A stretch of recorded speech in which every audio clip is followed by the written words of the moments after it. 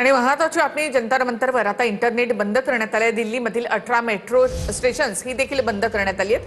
विद्यार्थ्यांची गर्दी आणि पोलिसांचा तगडा बंदोबस्त जंतर मंतर परिसरामधली दुकानं आणि छोटी हॉटेल्स नंतर बंद करण्यात आली आहे.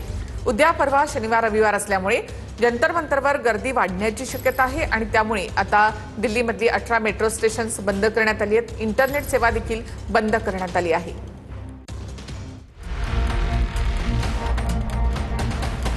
दिल्लीत विद्यार्थ्यांचं आंदोलन ज्या जंतर मंतर मैदानावर सुरू आहे त्या परिसरात सरकारनं इंटरनेट सेवा बंद केली आहे.